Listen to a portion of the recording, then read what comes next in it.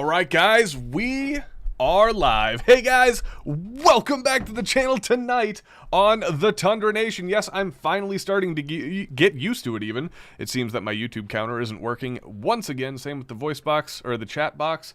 Damn it, we'll figure it out one of these days. Guys, thank you for joining us this fine evening. I am so excited to be here all alone by myself. I never get to do this anymore because Hypo's always trying to steal the spotlight. Damn you, Hypo.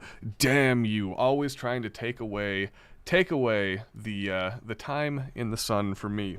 I'm just kidding. That is an absolute joke. Hypo barely ever gets to get a word in edgewise because I'm too drunk, always talking my ass off, and that is exactly what we're going to be doing tonight. We don't need no guests here. We tried to get Fit and Fire on. Well, apparently he was too busy to spend some fucking time with me. I'm just kidding. He has some guests in from out of town, so he actually had a legitimate excuse. To the Tundra Nation. Cheers, guys. Welcome to the show this fine Saturday evening, July the 25th. Yes, I hope you all are having a wonderful night. Let's go through a bit of a roll call and see who has all joined us. We got Brian dropping in. He says, first. And he is indeed first. Ben Willett.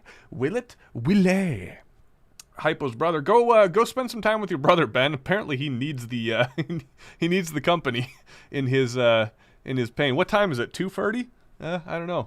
Damien Strubble says second. He's technically third, but hey, we'll give it to him. Meatball150 saying hello, fellow degenerates, and hello right back to you, my good friend. Thank you very much for joining this fine evening. What is Bryce sending me? He's sending me a video of something. Oh, nice. Oh, shit. Right on. Bryce's dad got to shoot a 50 BMG today. Who else do we got? Ben W saying excellent. Empty-headed gamer saying, hello, what's all this then?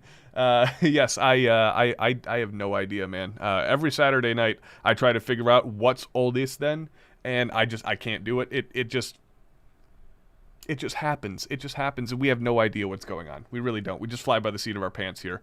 When we decide to actually wear them. Today, I'll probably won't be standing up because I am currently not wearing any pants. My dude says, my only question is, can Tundra Tactical be used as a flotation device in case of an emergency? Always, buddy. Yeah, just put me down under there, and you know, let me carry you to freedom and life and love and all that fun stuff. At my expense, of course. Ranger, you're fired for your comment in chat here. Noob Crastinator says, hello, everyone. Hello, Noob. Ranger, I'm gonna ban you, dude. I swear to God, you're just ridiculous. Your only redeeming factor is you just donated $10 to the PayPal, so I'll let it slide this time. JBox702 says, what's up, nation? I'm so happy to go shooting today. Outstanding, JBox. What were you shooting, JBox even? What were you shooting today, bud? Let us know in the chat. Tyler Frazier says, hello, comrades. I will be back at the start. Well, it is now the start. Tiberius saying, what's up? Pyrocrensis says even, I'm here, we can start. And yes, I do agree, Pyro. Carnage, we'll get to your bit here in just a second. 13th Apostle says, I heard about this guy named Epstein killing himself in jail. Can't deny that. I don't think anybody can. Well, I'm sure some people can. But Mario Mechanic Molina said, sup, fellas? How's it going? Sup, right back to you, Mario. We're missing you, bud, and hope all is well down in, was it Florida land? Yeah, hope all is well down there. Hope you're not going too crazy. Don't get the coof. You know, I heard that's a thing down there. Lag Demons here, he says a Tundra Nation patch, I'm assuming, an NT patch or a TN patch would be better. Richard Olson saying, I'll take a sniff of nose candy. Okay, you do you, Richard. I ain't gonna stop you, man. Just be safe about it, buddy. Be safe about it. Adventure Capitalist saying, howdy, Tundra Nation. Howdy, right back to you, Cap. Who else do we got? We already called out Ben. Let's see, we got Rectech saying, what's up, Tyler? What's up to you, Rectech? Thanks for gaming with us the last couple of nights, man. It's been a ton of fun. Hey, I'll tell you what. If I still got the energy after the show, I might fire this thing back up and do a gaming stream after tonight's episode. We'll see how it goes. No guarantees, but if you guys want to see a gaming episode, let me know down in the comments. William Cooper saying Coop is here, and he is. Albert is Trujillo Jr. says hashtag Tundra Nation. I'd love to see that a little bit more. Apparently, so would Ellie. Tufu saying peekaboo. Peekaboo to Uncle Tufu. Who else do we got? I think that covers pretty much everybody. If I missed you, I apologize. Ben W saying Geet. Fair enough. What is Geet? Is Geet something that I've missed because I'm getting old? If it is, I apologize. If it isn't, weird, but cool. Weird flex, but okay. Yeah, apparently Ellie wants to come on the show, so we'll get our extra special guest on here right away tonight. Ellie, look at how big that one's getting. Little thunder thighs right here. Look at that. She's making sassy faces. Sassy face. She's starting to get the dad word down, and I'm very excited. Very, very excited. Oh, yeah, she's grabbing the microphone. No, you can't slap the microphone. That'll be very loud for everybody out there in the Tundra Nation, little love. Yes, no, we can't do that, my dear. No. No, are you going to try to test Daddy? Huh? Are you going to try to test him? Are you going to try to test him? Huh? Yeah. No. Are you going to be cute for everybody on this stream? Everyone say hello to the bean. If it's your first time here, guys, this is my daughter. I hope that would be obvious at this point. Oh, dear. She's going for it. I hope that'd be obvious at this point. But she is currently 1 year and 2 weeks old and very excited about it, apparently. And tomorrow even is her baptism. So big day for this little one tomorrow. And she needs to get her rest as she kicks my scotch glass. Yes, little bean, you're crazy destructive.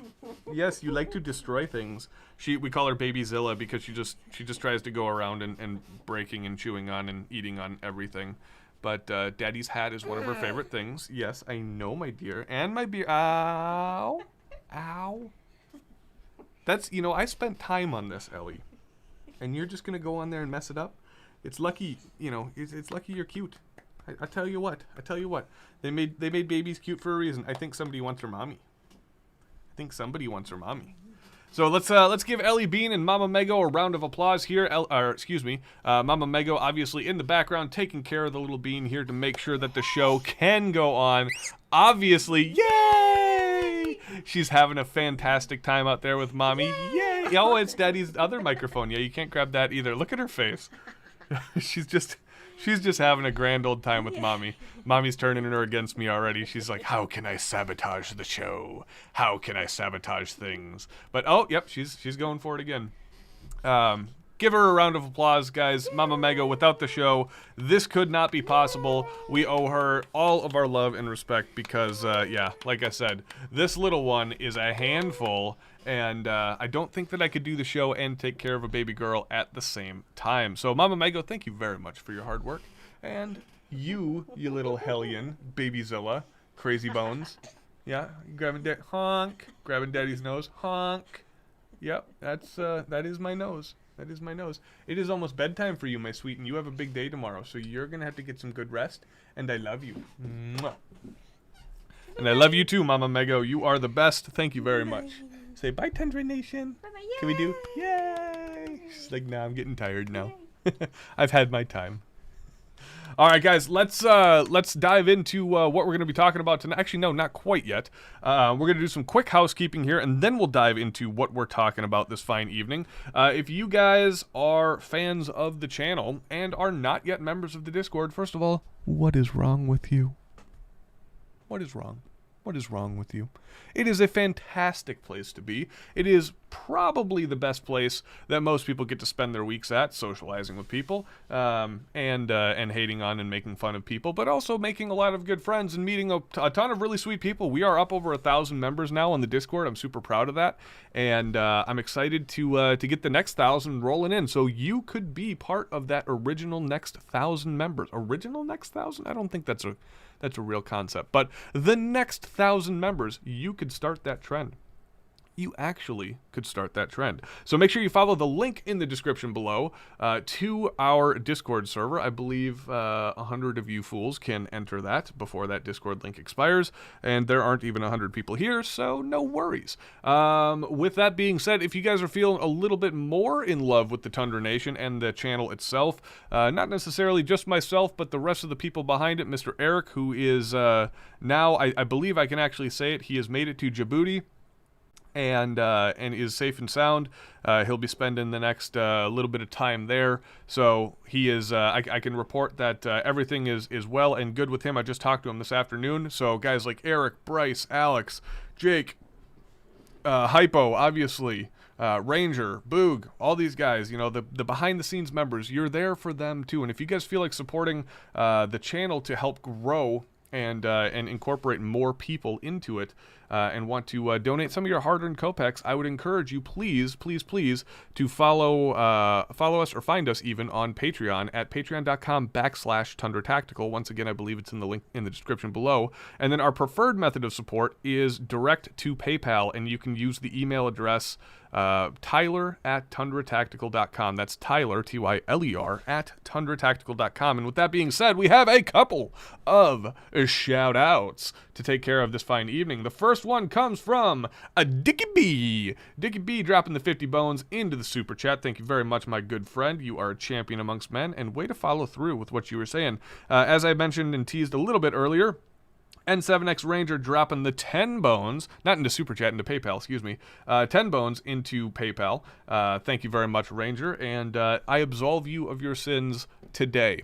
Tomorrow, different story, gonna need another 10 bucks. But today, you are absolved, sir. And of course, Meatball150 dropping the quad threes, dropping the $33.33 into the PayPal. Thank you very much, you fine gentlemen, for keeping this channel afloat. Guys, if you don't know, I do this full time right now, due to the coof and all the stuff going on.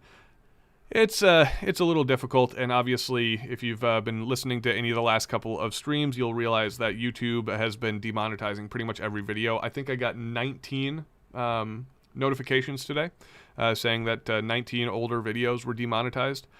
So we're really asking for your help. I really got to say, you know what? In fact, why don't we do this? Let's see if I can bring Adis up here real quick.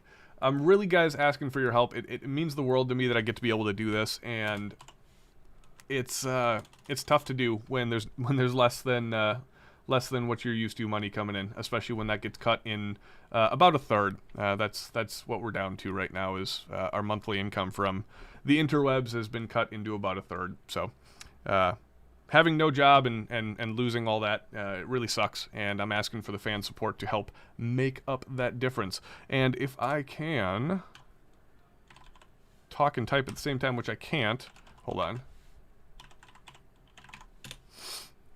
Let's see. Of course, it doesn't want to have me logged in right away.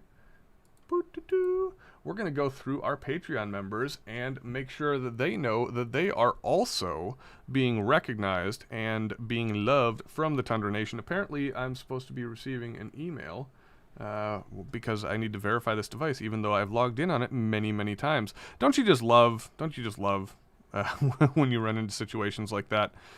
Let's see. Whatever. Oh, there it is. It just popped up. Let's see if I can bring up the old Patreons there.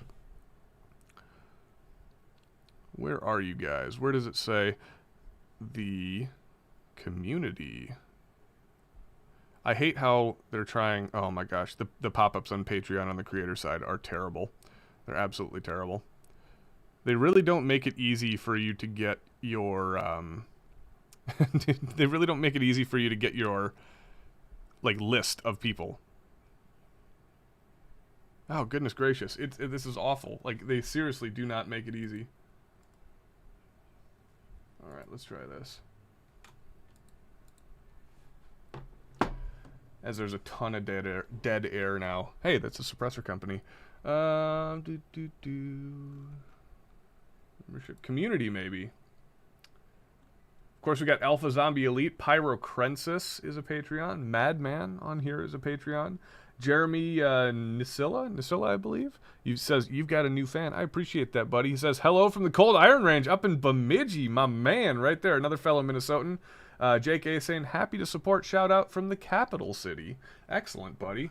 Let's see. Who else do we got? We got Patreons, relationship manager. This should be where I can see everybody. So currently, our Patreon list includes Mr. Joseph dropping the 2 bones into Patreon. Chase Martin's also dropping 20 bucks into Patreon. Rec Tech dropping that 20 bucks. Thanks, Rec, buddy. We love you. Benjamin is dropping the $10. Alpha Zombie Elite dropping the 20 bones. J-Bach dropping the 5 bucks. Doug Ng, or Doug Ning, is dropping the $10. Ben Carpenter at 10 bucks. Oramus, I don't think I've ever done this. Charles Richter, Oramus and Charles Richter at 5 bucks. Noob Crastinator's dropping the 20 bones. Andrew Guerin is dropping the 20 bones. Gary is also at 20. Roger, Mad Valley, of course, is at $10. Braden Phillips is at $10. Crazy Eyes is at 5. Brian is at $5. Brian, thank you very much for all the support, buddy. You've been around for a while, and he gave me he gave me scotch once, which was a huge bonus. James is dropping the 5. William's dropping the 5. Craig's dropping the 20. Mendocino? I don't even know. I'm getting drunk. $10 from him. Of course, Boog Boy here is at $10. Edmundo. Hey, Edmundo dropping the $5. Canadian Air 15 guy at $20. Pyrocrensis at 2 bones. Damien is dropping the 5 bones. Ryan is dropping the $2. Ryan Burton dropping the 20 bones. Gene and Fit and Fire also at, Gene's at 5. Fit and Fire's at 2. Burrito Samurai. I love that name. Dropping 5. Matthew Splinter. And Richard Olson and Jordan, Edward Kern, and James are all at $5 as well. Thank you guys very much. It really, really means the world to me, and this is how we keep the stuff running, keep it up and going for you guys to keep videos coming. Because got to charge the battery somehow, and got to keep the electricity on that way.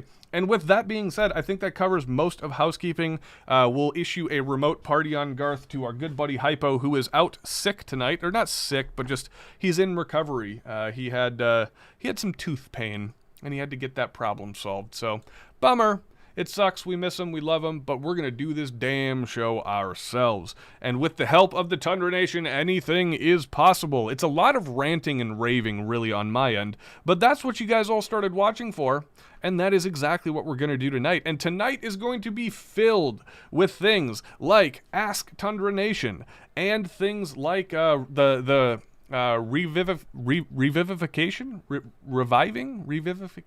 That's a funny word if that's actually a word. We're going to be reviving a dead segment here called the Top Comments of the Week. I've kind of left it alone because we chooched through them so hard that I ran out of Top Comments of the Week. And at the time, our videos weren't hitting really all that hard. Now things are a little bit different. Vivisection. Nice.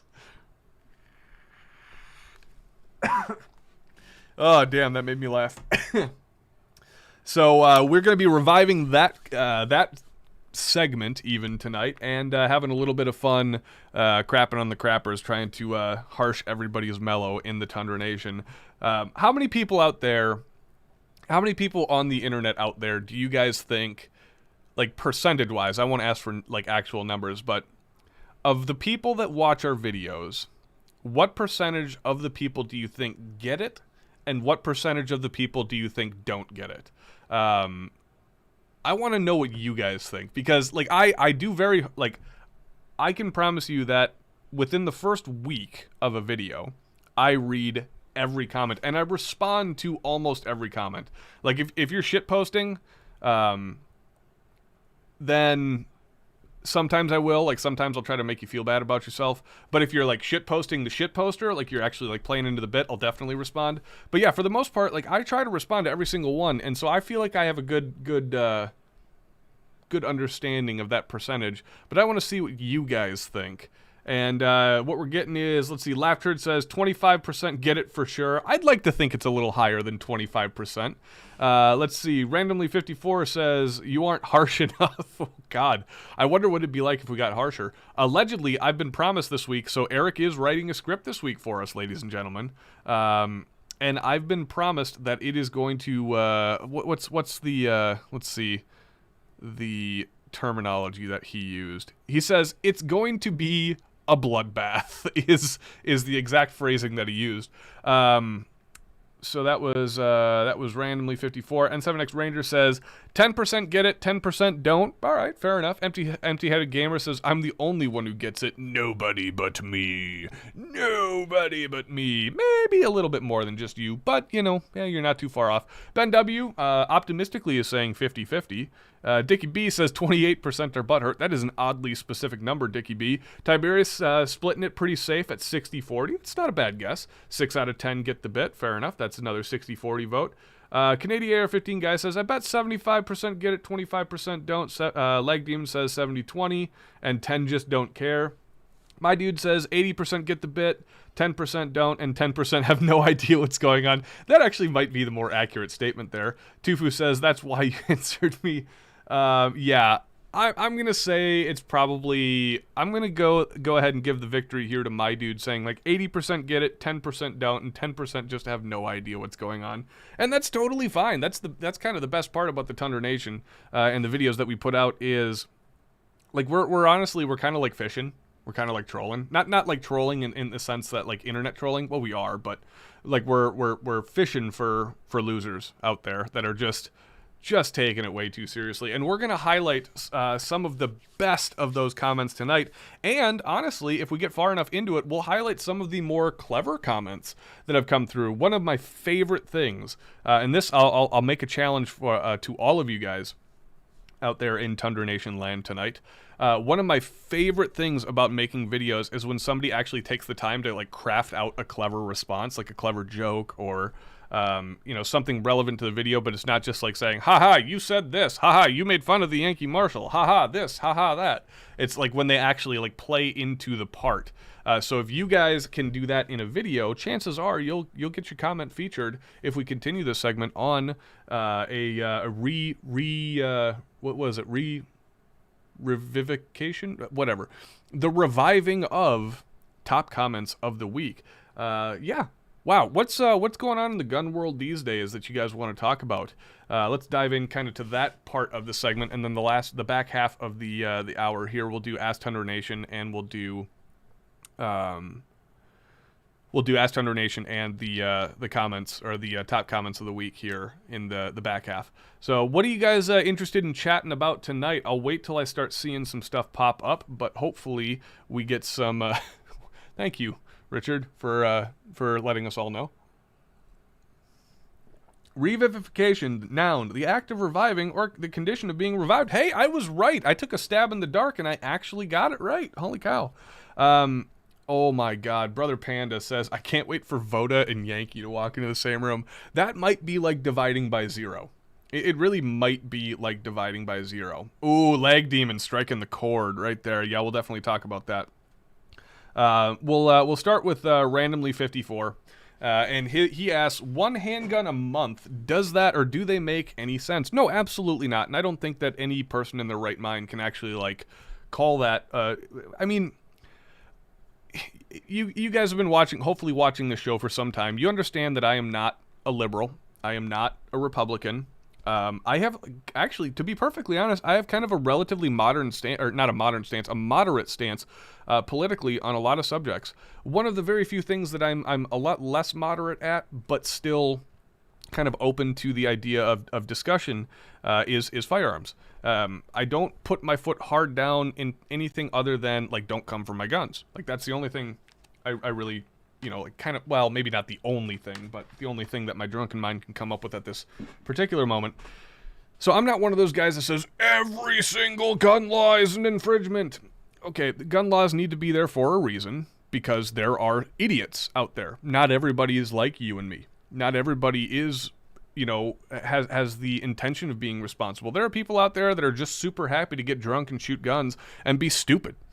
So there are certain laws that need to be in place to provide a penalty for people who are fucking idiots.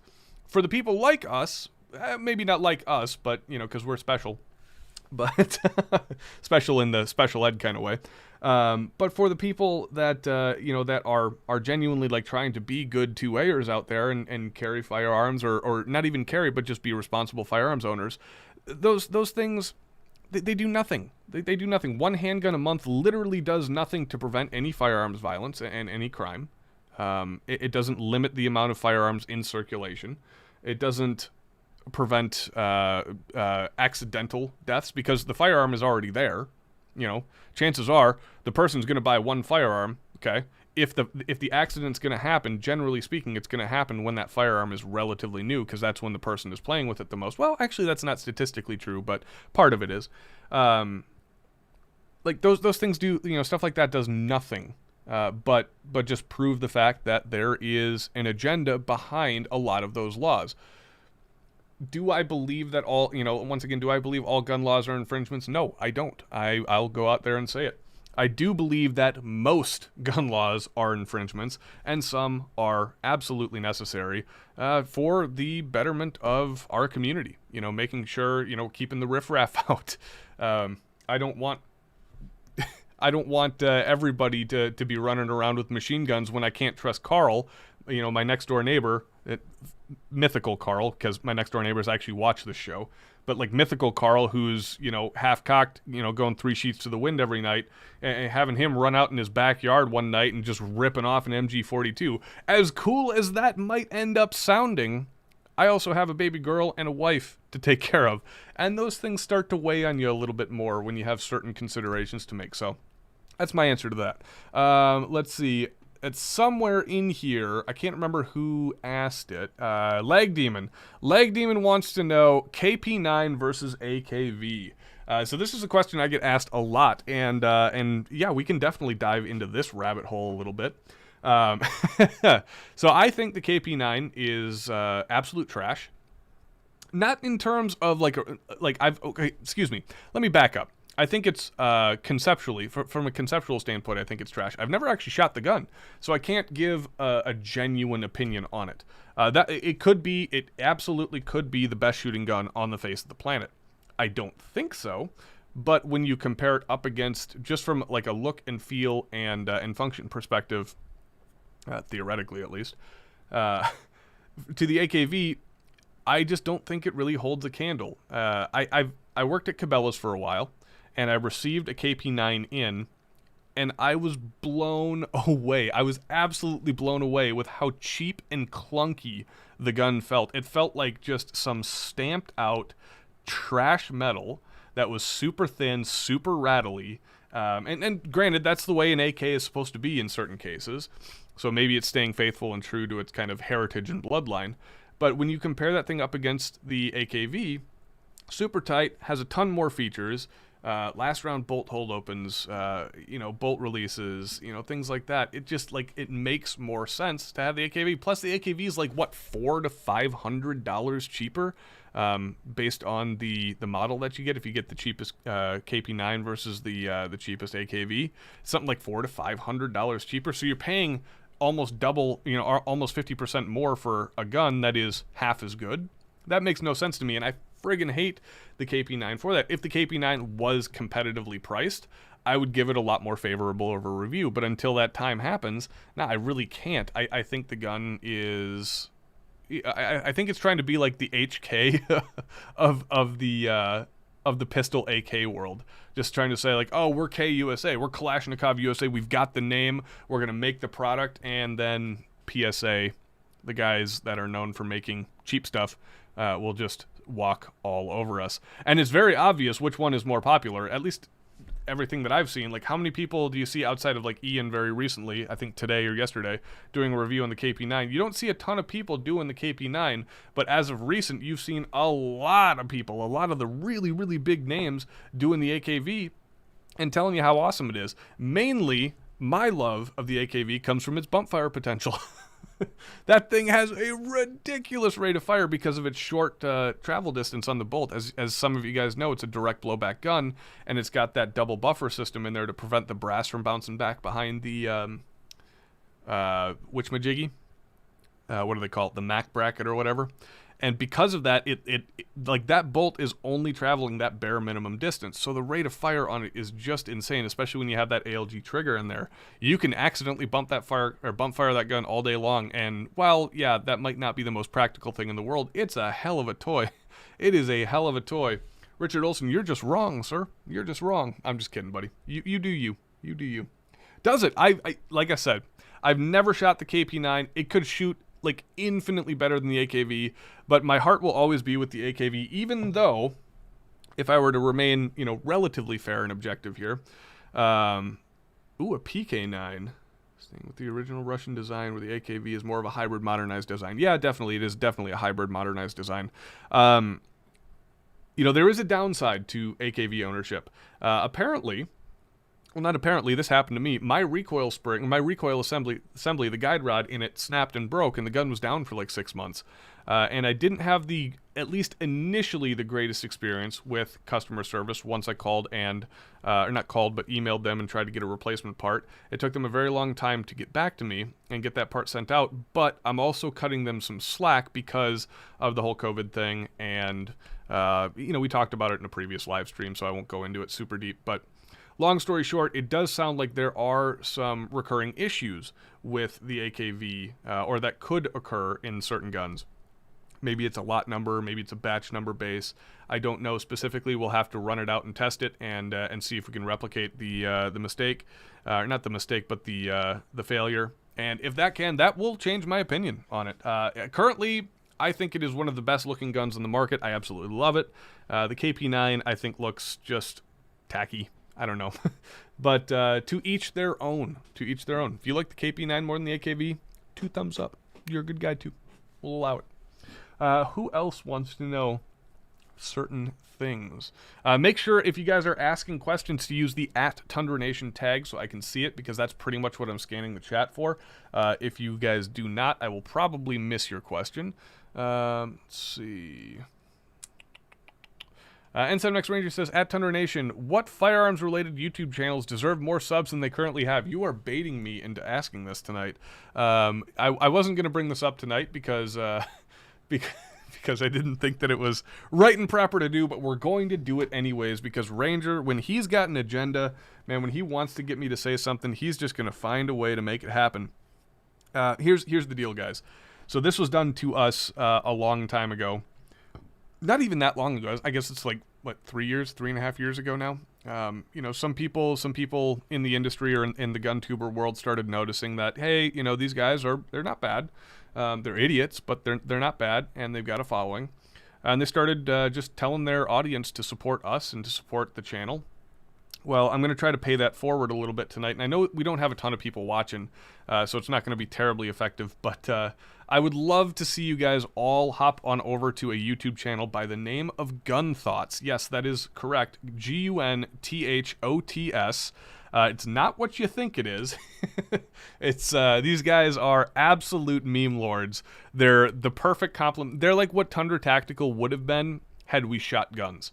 Right now, we just sit in a studio and berate the industry and people in the industry while failing to display our own shooting skill on camera. These guys actually do shoot guns, and I will tell you this: these motherfuckers are shredders, man. They can actually they can shoot very, very well, and they get to play with a lot of really cool stuff. So if you want to see man, the best way I could possibly describe it is like the memeing from us, the shooting from Garand Thumb, and the over-the-top nature of 180-second ideas like gun drama. You combine those 3 things down into one channel, and you have Gun Thoughts. They're a relatively small channel at this point in time. I don't know exactly how many subscribers they have, but I watch every single one of their videos. I'm a huge fan. I'm trying to get them to come on the show. Hop on over to their channel and subscribe to their channel. Comment on a video and let them know that the Tundra Nation and Tundra Tactical specifically sent you over there. We'd appreciate that. Who else do we have in here? He says, do you have if you do have something to forfeit, this is from Bean Cunner, if you do have something to forfeit, you're right, it's your own fault. Some choices have consequences. Yeah, fair enough. That's kind of the way the law works, right? Laugh turd, you're trying to bait me, man. He says, Valkyrie versus 6mm ARC. Well, considering I haven't shot 6mm ARC yet, and probably won't for some time now, unless I get really lucky and get a batch of it, I don't know. As you guys all know, I'm a huge fan of 224 Valkyrie, and the Valk is normally sitting up on the wall here. We're getting a ton of work done on the outside of the house, so people are hammering all day long. That's why the Minnesota Wild autographed little frames that I have down there, big flex I know, are sitting on the couch as opposed to up on the wall, and the camera's pointed a little bit farther down. Normally there's more up there, but oh hey, as I tilt the new monitor stand here, But unfortunately, due to the construction outside, yeah, I can't have them up there. So if you can see right there, that would be the Valk sitting in the corner, and I love that gun. I absolutely love that gun. I love the caliber too. I'm probably one of the few left that really swear by it still, and that's because I just think everyone else got it wrong, and the company that I went with got it right. And I could be completely ignorant for saying that, but I have great data and great evidence saying that that gun stabilizes a 90 grain SMK bullet or projectile. Out of a 1 in 7 twist barrel, went 11 for 15 at 1,000 yards. I've got it out to 850 yards multiple times with very acceptable groups and accuracy. So I'm going to go ahead and say that, yeah, it's really a winner. Just most people can't figure out how to do it right because it's a tricky round. And it was one of the, it's kind of like that maybe not the original tricky round, but it was at least 2 years ago. Between 2 years ago and now, it was kind of like the main tricky round that everyone was trying to figure out and just couldn't get a handle on. Let's see. Cap says at Tundra Tactical, or at Tundra Nation even, one handgun a month sounds like a cool subscription box, more than an anti-gun law. Wouldn't that be the greatest thing in the world, man? How many people would jump on that right away? You know, do those subscription boxes where you just get one gun a month just in a box. Obviously a terrible, terrible idea, but like I'd have a fear that like one day, like 1 month I'd open the box up and there'd be like an LCP2 staring at me and I'd just be like, refund right away, please. Refund. Car arms? Come on. No, get out of here. Get out of here. Let's see.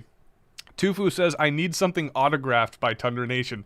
So this is actually kind of funny. Oh, hold on. I missed Carnage here. I'm gonna hop up real quick because this dropped down. Tufu, I'll respond to this here real quick. So one of the things, we've had a few people join the Discord and they started doing the whole, oh my god, it's Tundra Tactical bit, and I'm just like, guys, like don't fucking do that to me. I'm just like I feel like when I did that to other people, I was like, hey, stop being so humble, asshole.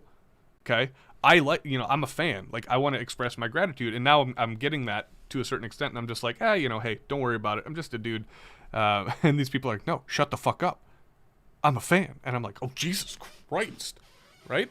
So I was like, okay, I'll send you an autographed headshot, and that like started becoming my default response. And I'm actually starting to think of like going to a portrait, like go getting like a ludicrous portrait of me done and start signing them and sending them off to fans. Tell me if that's something you guys would want. Ludicrous headshots of Tundra Tactical. If it's not, then we won't do it. Save me some money at least. Richard Olson says, order the AKV repair kit. Well worth the $20. I didn't know that was a thing, so maybe I'll have to look into it. N7X Ranger says, at Tundra Tactical, what up-and-coming gun? I don't know what that means. Like, are you asking me like what I think is a good up-and-coming gun? If so, I don't really know. To the best of my knowledge, there aren't really a ton of up-and-coming guns that haven't already been covered. The one I'm most excited for, hands down, is the PSA Dagger. If that gun actually works, we talked about this before, I think it could absolutely break the pistol market. Having a Glock style, Gen 3 Glock, like a Poly 80, but from PSA style gun in the $300 range, like that's Taurus money range. Like, so people that consider themselves prohibited from buying decent guns because of the price now have access to a potentially decent gun. Once again, if that gun works. PSA has a track record of kind of following the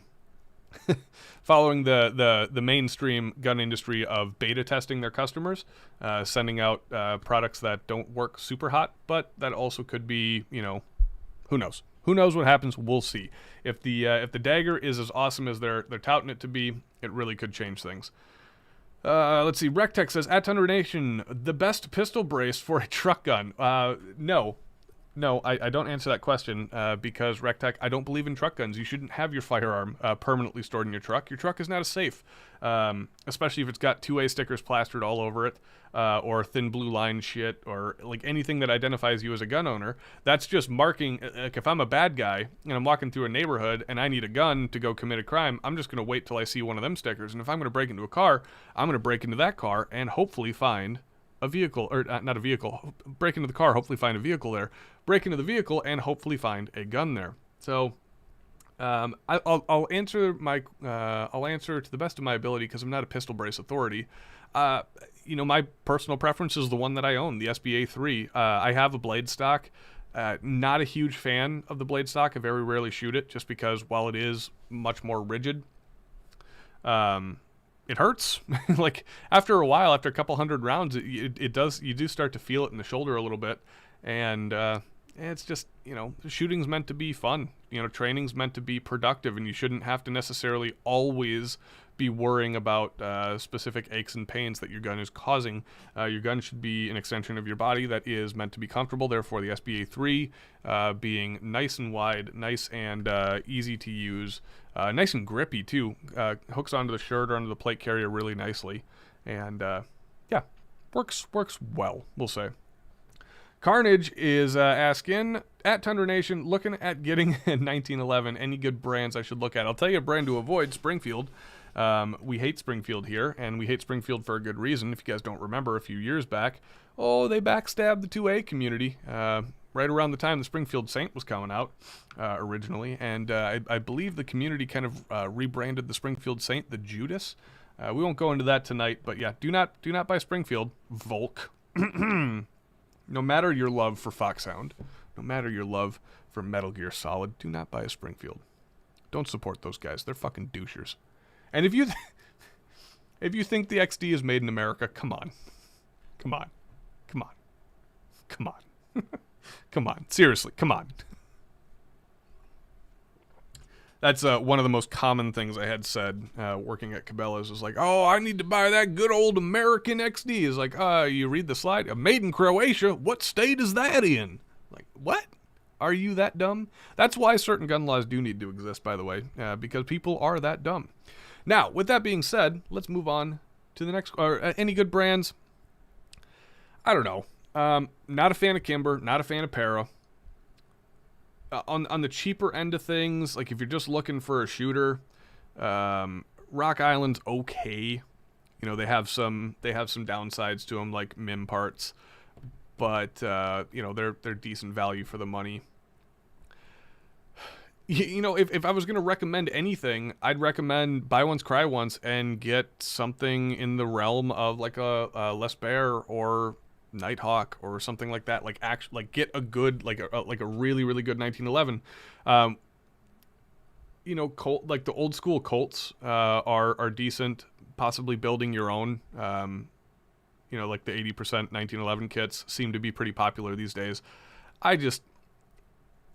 I'm done with 1911s. I owned one for so long, and I just got so sick of it so quickly. With modern firearms being out, that is just like, if that's your thing, that's your thing. Hey, whatever. But not for me anymore. All right. Let's see. We got Carnage also saying, correction, I am looking at getting a 1911 without selling my soul. Yeah, good luck. Nothing I can recommend then. Nothing I could recommend. Cat Milk saying, now with Leviathan backing, are we going to get a Tundra metal drinking crew song? That's not a bad point. Cat Milk in Discord, remind me of that sometime, and I'll talk with my guy over at Leviathan and see if they can't use their significantly greater pull to make that connection. That is a fantastic idea. Tiberius says, at Tundra Nation, since 9mm, 223, and 5.56 have all but disappeared, what would be your first choice as a backup caliber that's still readily available? To the best of my knowledge, not a whole lot of things are still readily available. I remember, back when the whole Koof thing started, nothing. Like, the ammo shelves at Cabela's were absolutely bare. They were toast. 1 second.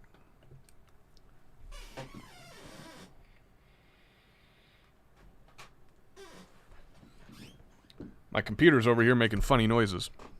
That's what happens when you build your own shit, I guess. Much like ARs. Who knows? At least maybe it's just with the stuff that I build. Yeah, I really don't know if there are a whole lot of, like, readily available calibers in the definition that we used to know them in. And this is something, this is a great topic for the future to discuss a little bit more at length. But if I had to pick something... Because Blackout, would be the obvious choice. Like a 300 Blackout would be like probably the best overall choice to transition into. because it wouldn't take a lot to convert an AR into blackout, like a 5.56 AR into blackout. But that's going, like gangbusters too. So you'd really have to dive into a lot less popular stuff. So things like 9x18 Makarov might be a decent option. Brandon doesn't seem so silly now. He carries a Mac. That would probably be somewhere like some obscure but readily available military surplus pistol round. And 7.62x39, to the best of my knowledge, is still available. It's tough to find, but it's less tough to find than 5.56, to the best of my understanding. So that might be, maybe just transition into the Russian calibers or the old Comblock calibers, because there's just so much of the damn stuff floating around. Who knows? I don't know. Let's see. Laughter says, dude, answer my DM. I want that dude's info at Tundra Nation. Give me a second. Hold on. I don't have a DM from you, Laughter. I do not see it. Okay. Moving on. Big Fun says, at Tundra Nation, it'd be one high point a month, and it would cost you $500 to unsubscribe. Oh, God. Biggest waste of money ever. Let's see. Empty-Headed Gamer says, at Tundra Nation, I'm still relatively new to guns, 2 months. Hey, welcome to the club, buddy. Already want to get a second gun, but I'm broke, so I'm considering a high point, especially the Yeet Cannon. Please talk me out of it. I'm not going to, buddy. I'm really not going to. I'll get there. What do we got? I'll tell you what. You after this question, I'll let you ask it, and I will answer it. We've talked about this. I think I talked about this in the most recent ATN video. We like to jokingly shit on people here, and that's one of the things that we're going to be covering tonight with the top comments of the week. Just making fun of the people who don't get the bit. But in reality, the Second Amendment isn't for people who can just afford it. It's for people that, it's for everybody. It's for everybody that hasn't essentially voided their right to carry a firearm or have a firearm necessarily. Actually, that's even wrong. Voided their right to purchase and own a firearm. So if that's all you can afford, dude, do it. And you'll be better off for it because, hey, you can't appreciate the Ferrari before you get the Civic, or before, in this case, before you get, the clapped out Pinto from 81. But in reality, it's a meme gun. The High Point is a meme gun, and I've got one. Well, I don't have one. Bryce has it on loan to me here, so we have one here in the studio, literally for just that, just the memes, and it's fun. It's just fun to have around. Be like, hey, check out my High Point, bro. I was like, I thought you hated High Points. Like, I do, but I got one. Meggy Moo. Meg has a question from Trauma or Cat Milk, or who did she say? I don't know where she went, so we'll move on to the next question here. Randomly 54 says, yes, I want an autographed headshot. Okay, maybe we'll actually do that if there's enough desire to. But Meg has a question here, allegedly from... Trauma. Okay. So Trauma wants to know, Tundra Nation, Makarov or Tokarev? Mac or Tokarev. All right. So this would depend on how much you like destroying the thing behind your target. If you do, you go with the Tokarev, which is what I have. If you don't and want to be responsible, if Brandon can ever be considered and described as responsible, you go with the Makarov.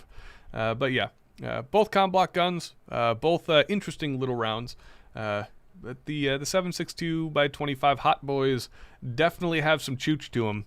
And you think 10 mil's moving, right? You think that 40 Smith & Wesson that you erroneously bought is moving. I'll tell you what, man, those 7.62x25s, they're moving with a quickness. So I'd pick, because I'm irresponsible, I'd pick the 7.62x25 Tokarev all day long. And I just realized that my microphone is loose. I'm gonna have to fix that. Righty. Next one comes from my dude. Says, at Tundra Tactical, Tufu has to wait for you to sign the yeeter first. Oh gosh. All right, let's see. Oh gosh, I hate it when YouTube does this. It just jumps to the bottom of the chat. Rectech says, at Tundra Tactical, Tyler, what would you do for bulk 9mm? A lot of things. I would do a lot of things. If you have 9mm and are willing to give it up, please get in contact with me, Tyler at tundratactical.com. We need it for the channel because we do have that PSA shooting video and review-ish coming up. Just to tease it, I guess, we can tease it here. If you guys remember, we did a CZ versus Glock video a while back. Well, we're going to be doing another one of those, the CZ Scorpion versus the AKV9, and run those two things side by side and see which one we like better. Spoiler alert. Actually, no spoiler alert because we haven't filmed the video yet, but you guys predict what's going to win.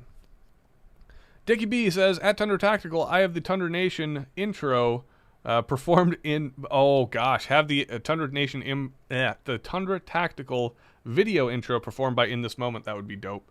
Let's see. Oh man, Megan was way ahead of me. Let's see. Laughing Church says, I have a different name in the Discord. Still, okay, fair enough. Who else? How about a legit headshot? Just a zoomed pic of your dome, and you can get an autograph for your cue ball. Yeah, that's probably what we end up doing, Richard.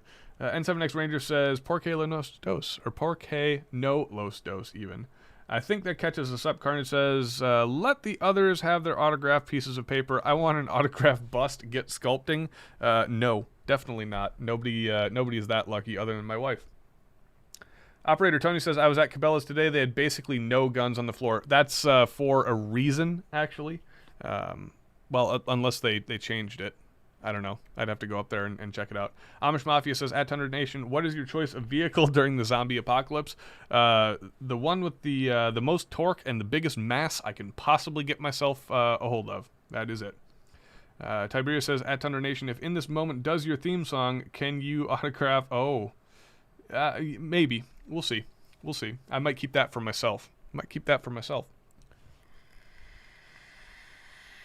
Somehow, we've managed to just ask and answer questions here for about 40 minutes, so I'm pretty happy with that. And with that being said, I do think that it is time to go into, what do you guys want to do first? Do you guys want to do top comments of the week first, since we haven't done that in a while? Or do you guys want to do some Ask Tundra Nation first and then cut it off about halfway through and then transition into top comments of the week? I'll let you guys answer in the chat. Trauma says, at Tundra Nation, can you show us your plate carrier setup? Interestingly enough, no, I cannot because I don't currently own one. I have one on order. It is the Banshee 3.0, and I am still waiting for it to get here. Unfortunately, lead times from companies that make plate carriers and armor are stupidly high. What I can show you, however, is I just got this bad boy right here. So it is not an ops core. Absolutely not. I'll tell you the story behind this. So, for the longest time, I've wanted a good helmet.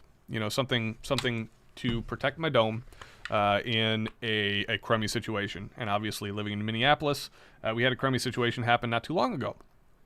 And I was really kind of kicking myself for not having one. I thought it was a big oversight. So I started getting more serious about looking into helmets, specifically bumps, because like even if you have a ballistic helmet, number one, those fuckers are heavy. And especially if you plan on attaching shit to it, they get even more heavy and they really fuck your neck up. Trust me, I wore them for years, and they're just not fun. You know, a lot of people think they're cool, but they're not fun. For me, the only thing I want my helmet to protect me from bumping my noggin.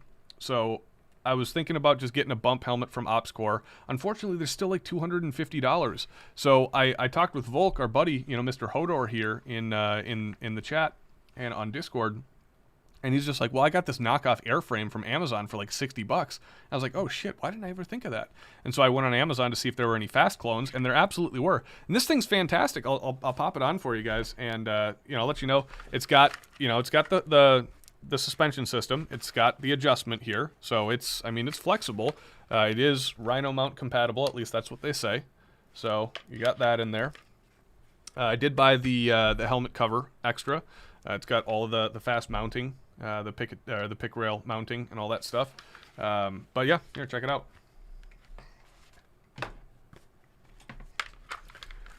One of the cooler things is I can go comms just like that. So Yeah, it actually works really, really nicely. Relatively lightweight. So the big downside here is if you do end up attaching nods on the front side, you absolutely are going to be needing a counterweight in the back, which is one of the reasons I got the helmet cover. But it's got everything that you need on it, nothing that you don't, and I think the thing cost me like $71, as opposed to I do I do, Joe. I wear it while gaming quite often. We did a stream not too long ago, Planet Side stream a couple of days ago, and I'll probably be doing one tonight. But yeah, I think this was a way better investment. I really think that the full brand, like the Op Score and the Team Wendy bumps, airframes, things like that, I think they're big time ripoffs because they're not. There's no ballistic protection. There's nothing there that is offering you anything more than like what a knockoff, some Chinesium knockoff is going to give you. And if the only thing that you need is to protect your dome from getting split on the wig, it's the way it is. Let's see. All right. So before we dive into the second part of the show, because it's close to the first hour, we generally tend to do our sponsor spots at the first hour, and I'm really proud to announce this, guys. We have finally, after much work, we'll call it maybe misguided effort, we have officially found our first sponsor. And that sponsor comes courtesy of not Leviathan Group, but from another company that's reached out to us to help set us up and get us monetized and kind of get us out of the train of relying on Google's AdSense and YouTube for that monthly income to keep the channel rolling. And so we want to say a big thank you to Carnage Cares. Carnage Cares set us up with our sponsor tonight, and that sponsor is these guys. It goes like this. Do you know somebody who thinks ACUs are just as good as multicam? Does your dad still insist that his 12-year-old lever action 3030 will keep the house safe from an intruder? Just As Good Psychiatric Solutions is dedicated to helping these poor, deluded souls. Since our founding 3 weeks ago, our dedicated team of psychiatrists, shrinks, bamboozlers, and witch doctors have helped hundreds of FUDs, COD kids, Just As Gooders, Tactical Timmies, and just plain idiots find their way back to reality. From Larry from down the street, getting him to shut up about that Taurus being just as good as a Glock or SIG, to convincing Broforce 69 that crotch-carrying that Smith & Wesson 500 isn't exactly ideal for concealed carry, Just As Good Psychiatric Solutions is committed to helping its patients re-enter society smarter, more informed, and hopefully, fingers crossed, less stupid. Thank you. Check out Just As Good Psychiatric Solutions today. Thank you very much, Just As Good Psychiatric Solutions, for your choice in outstanding GunTuber content and letting us give you a little bit of pub. And hey, Nation, let's give them a round of applause. And thanks to Carnage Cares Incorporated. Cheers. With that being said, let us dive in. Who else do we have? Let's see. What did anybody say? Nope, they didn't say. So we're going to go with what I want to do. I'm going to revive the dead segment first. We're going to go into top comments of the week. So top comments of the week is brought to you by Just As Good Psychiatric Solutions. And I'm going to make sure that we're all the way down at the very, very bottom of this. So top comments of the week, guys, if it's not obvious, we have a channel separate in our Discord for you guys to post your favorite comments that you see on our videos. A lot of them are pretty hate-worthy comments, and they kind of, they deserve a bit of a response because with the anonymity afforded to you by the internet, well, some people just think that there is no repercussion, and I'm definitely going to be giving it to them this evening. Don't misconstrue that statement or misinterpret. But let's see if I can get this going, if this works here. All right, so we have this guy, and we're going to drop this up. So this says, wow, a couple of clowns, are those gnats or flies nesting in your stupid-looking beard? One of the things that I love, one of the things that I absolutely love is how much the haters of this channel pay attention to my physical appearance. They usually use words like "you're gay" or things like that, but then they go on for 7 minutes picking apart every single physical feature that I have. you got to get yourself checked out, man. Get yourself checked out mentally, because if you're hating on somebody for their physical appearance, number one, you're doing it wrong. And number two, you're just absolutely missing the bit. With that being said, both flies and gnats live very comfortably in my beard. Canadian defectors in there saying some of these are just sad. Let's see. This says maybe people don't subscribe because you suffer from the terminal combination of being both a tool and clueless. The Yankee Marshal can certainly be a tool sometimes, but at least he's self-aware. Oh, and by the way, unlike Yankee Marshal, your jokes aren't funny. I beg to differ, buddy. I think my jokes are quite funny, even the ones that I don't write. And I do think that I am significantly more entertaining than that giant douchebag that we call the Yankee Marshal. If you're comparing me to him, once again, you're obviously not getting the bit. The Yankee Marshal is unironically confrontational. We are ironically confrontational, and we're actually showing the love to the industry by hating on it. This guy has obviously never watched a roast in his entire life. So I'll raise this toast up to maybe one day you finding a sense of humor. Cheers, bud.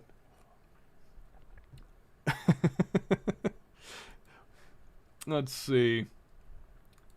This guy says, great script. Oh, God. Great script. I carry a Springfield XD40 subcompact. What does that say about me? Be honest, I can take it. I'll just say it says that you're wrong, and you drank the Kool-Aid. You drank the Kool-Aid a little too hard. Oh, he goes to say again in 40, and I carry a G2C. Yeah, you drank the Kool-Aid, buddy. Buy once, cry once. Spend a little bit of cash, save up the extra $150 to get something relatively decent, and move on from there. 100% Octane says, you don't get to tell me what I do. I unsubscribe just to subscribe again. Do what I want. Yeah, fair enough, bud. Ooh, this one looks good. Oh, God, I remember this comment. This guy is just ridiculous. He says, if you look closely at someone who's recommending a Glock for your first carry gun, you can see the permanent impression on their chin of Glock balls. Every Glock owner I've come across seems to have Glock dick breath. In the past year and a half, I've seen more Glocks jam on camera than any other handgun, including one where I just saw a malfunction of a cop's Glock while trying to dump a mag into a guy charging her with a knife. I also don't buy anything other than made in America. Y'all can let the Australians laugh at your ass all day long. For me, I'd like to thank when I purchased my Smith & Wesson M&P 2.0 that the guys over at Smith said, God bless you with a... Oh, God. I spelled salute wrong. These are the people that we're actively making fun of. Like most people out there, we're ironically making fun of, but they're like a lot of our jokes are aimed at like actively making fun of certain people like this. This person has literally no desire to learn how to be a proper firearms owner. He's like, nope, my way or the highway. If you don't agree with me, if you don't have the same gun that I do, you're doing it wrong. Where like you talk to a lot of like relatively reasonable, yeah, did I say Australia? Excuse me. Austria. Like, come on. Like, seriously, come on. Like, be open-minded about certain things. And not in that way. Not in that way. All right, who do we have here? Brandishing your concealed carry piece like a pervert on a playground. Truck kind of person. That's what this guy sounds like. A Glock can do what a $6,000 handgun could do. Well, I mean... Let's just say there is a point of diminishing returns. This guy probably owns a $6,000 handgun and is trying to justify his purchase by saying, oh, mine's X number of dollars better than yours, when in reality it's really not. There is definitely a point of diminishing returns. Australia's still Austria.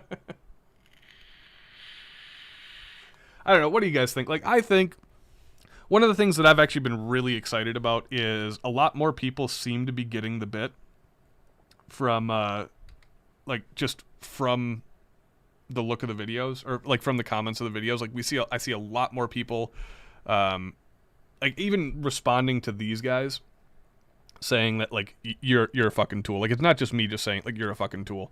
A lot more people from the Tundra Nation and from the people just like watching the videos are just like absolutely ripping these guys apart, and it's awesome. So thank you very much, Tundra Nation, for defending our honor. This one's good. I'm sure that you hear this all the time, but I was hoping that it was going to be longer. Easy Tech. Savage. Yeah, you're right. I do. You're right. I do. It's an issue I have to live with on a day-to-day basis. I ain't ashamed though. I ain't ashamed. Real quick, let's drop a couple of shout-outs here to Brian and Ranger for dropping 30 bones from Brian and 50 bones from Ranger, saying for Ellie's baptism. Thank you very much, guys. That will definitely help us out with the after party and making sure that that's all taken care of. Of course, the legendary Brandon Herrera saying, wait, I'm not supposed to like skinny blondes with big hooters? Blasphemy of the highest degree. Mil-Spec Guy and John saying, sheep. Let's see. He says, Mr. Grungy says he can't find love because no woman has better hair. It's got to be a unique problem to Brandon. Maybe James Reeves and John Lovell too, but definitely a unique problem to Brandon. Let's see. Adam Thompson says, realizes I don't have an opinion or an original thought. Starts flinging turds. The Mil-Spec Guy says, starts throwing up. Yeah, if you don't get that, that's in reference to one of our opening lines from a previous video. Let's see. Jacob says, when you trash talk the 1911, I dare you to call out Clint Smith. The Mil-Spec Guy, who happens to be the writer here, says, you think I give a shit about that dusty old fart? Nobody's safe as long as I'm protected by my IP address.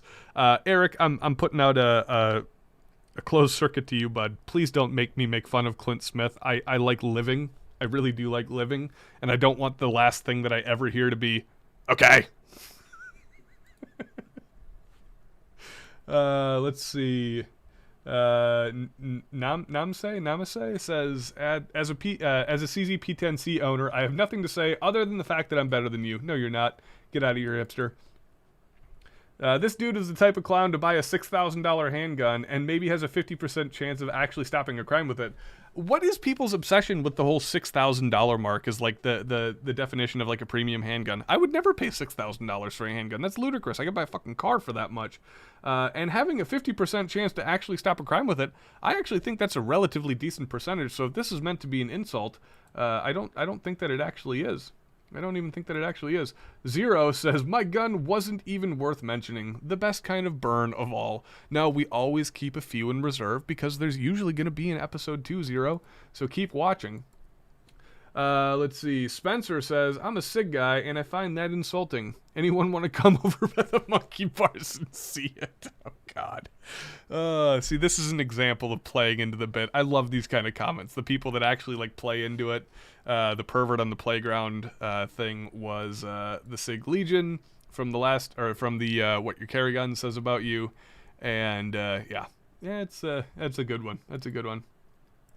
Random says, I don't carry my Legion. Haha, that's stupid. I like to sit with it on the range, in the Legion bag, with my Legion coin, wearing my Legion hat, and my Legion t-shirt. Only available at the Secret Legion store, by the way. And hope that somebody comes up and asks me about it, so I can remind them that it is indeed the Legion. This is the definition of the SIG Legion owner right here. It is the absolute definition. They're always, like, you see them on the range, and they're always kind of, like, looking around, be like, hey, guy, I'm on lane 5, guy on lane 4, guy on lane 6. Did you guys see it? Did you guys see it? Did you guys see it? No? Yeah. It's really a Legion. Like, it's really a Legion. It's like, shut the fuck up, dude. I don't care. But that is absolutely the definition of a Legion owner right there. Easy Tech says, you should stop making videos now. There's literally no way you can top this one. Plus 1,000 for the subtle Yankee Marshall burns. Yeah, it wasn't so subtle, was it? And watch me top it, because I have the best writer in the industry, and I do okay on camera myself. Paul says, I only subscribe because of the Yankee Marshall bash. That's wonderful. Let's scroll up here. So these are getting kind of into some of the older ones. This is fun. I love these angry people right here. So he says, Tactical Schmactical. Oh, no, wait, this isn't an angry one. This is a guy who gets the bet. Tactical Schmactical. I choose a different route when I opted for a pet badger with a bad attitude. As a bonus, I get free food at every drive-thru. When I roll up to the window with Barney the badger on my lap, they just throw food at me and yell, leave. Thinking about registering Barney as a therapy pet so I can take him to work. This guy right here, Tony B, he gets the bit. I like Tony. Be more like Tony. This is kind of an inside joke. He says, Ray says, I'm not gay, but I'm damned if I'm not attracted to that luscious beard. I don't know. It's all right. It's getting there. It's getting there. All right. What is this? Bryant Oswalt says, this is getting annoying. Every other video you're bringing up subscribers. I was subscribed. I unsubbed. Stop begging. If people think you're worth subscribing to, they will. It's annoying, and it makes you appear like you only care about subs. I understand you're a satire channel, but usually when... Yada, yada, yada. Okay. Here's the thing. This is actually something that I take a bit of an issue with, and I'll go back to... so you can see my face. I take a bit of an issue with this statement. So... because of this exact comment, I wrote something out for a future video for a call to action to get people to subscribe to the channel, and then I decided against it. I deleted it. But essentially, not a lot of people get this as just a consumer of content, and we're not saying that we're better than you by any means, but we're better than you by any means. I'm kidding. It takes a lot to get somebody to click that subscribe button. Like look at our main channel. 40,000 subscribers. How many people are here tonight? How many people are actually watching this show? Like 10, 15, maybe 20 would be my guess. Let's see. Well, 35. Okay, that's actually not too bad. So that's less than 1%. That's like a tenth of a percent, less than a tenth of a percent of people are actually like following over to a new channel. Or, if we have, let's say, 2 million views a month and then 40,000 subscribers. That's not a great percentage. So when you're sitting there, when you're sitting there creating videos, you have to actively market it. You have to actively have a call to action for people to say, hey, I'm creating this for you for free. If you like it, at least do me the service of hitting the subscribe button. And instead of just saying that in every single video, like a lot of channels do, we try to make a joke out of it. We try to incorporate a meme of some kind, some culturally relevant meme or gun culturally relevant meme at the time, like the Ken and Karen bits and, the COVID stuff or the riots and yada, yada, yada. So we try to do it in a creative way, and that's kind of been our bit from the beginning. You look at when we decided to launch our Patreon video, instead of just like creating a video where, let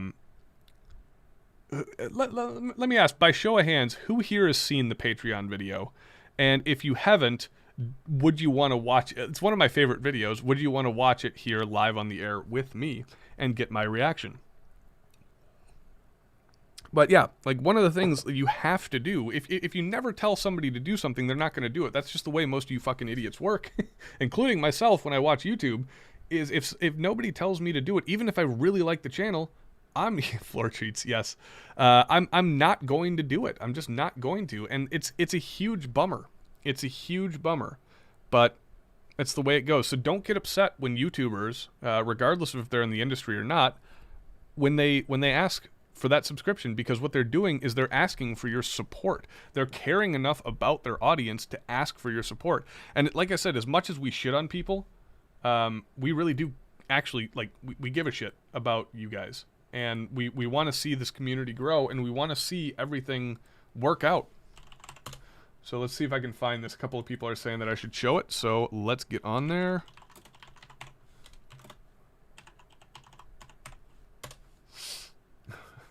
Right. So let's see. Eddie says, were you a part of casually... Oh, God. No. All right, let's go back to... Let's see, I think it's this one. Yeah. All right, so I'll bring this up here. So one of the things that we tried to do differently is, like, most channels just say, like, subscribe, find us on Patreon, yada, yada, yada. And then when they do that, like, original Patreon video, they say, oh my gosh, guys, big things around here. We're making a Patreon channel, or we're making a Patreon page. You should go check it out. And it's really nothing more, like, substantial than that. So we wanted to actually, like, put a production into it and almost make it like a, not a movie pitch, but like a business pitch, to where, like, you had a reason to subscribe to us, even though we were giving you, like, the worst possible reasons to subscribe. And this is the thing that came out of it. I will warn you, we're not actors. We're absolutely not actors. But I think we did a halfway decent job. So check it out.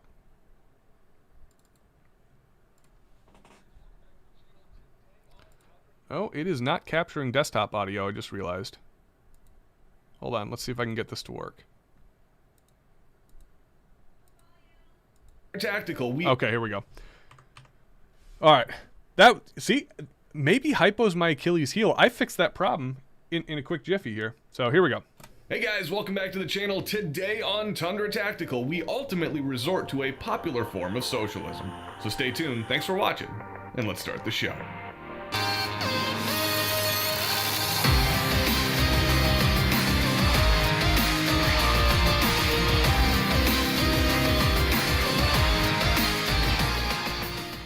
Trauma, I was a lot skinnier back then, too. Good news, everyone. We've decided that we are finally incorporating making Tundra Media and therefore Tundra Tactical into a legitimate company. This will allow us to ramp up on production and bring a higher quality content that we're proud to put our names on. This also means, however, we're going to have to find some additional actual sources of revenue to make this happen.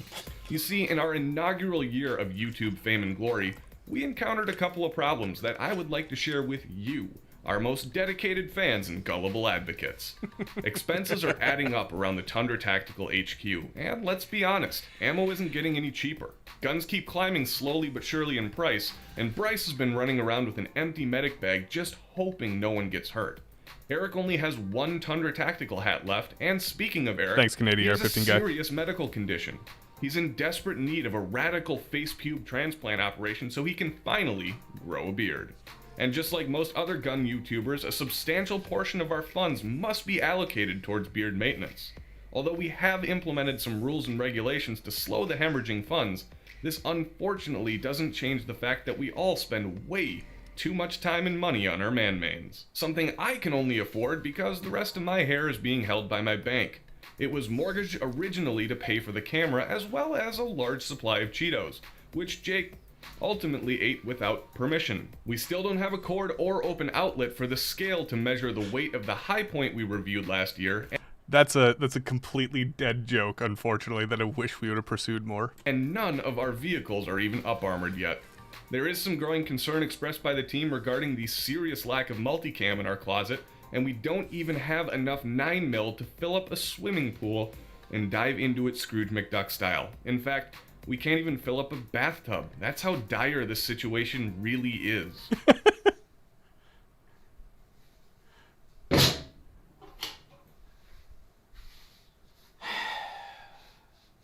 It's not enough. How ironic is that cutaway shot today, huh?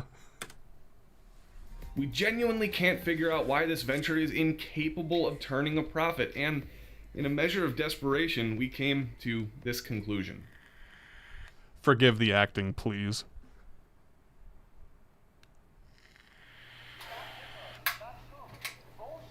I have my Civic, guys. I could Uber and help bring in some money that way. Again with the Civic.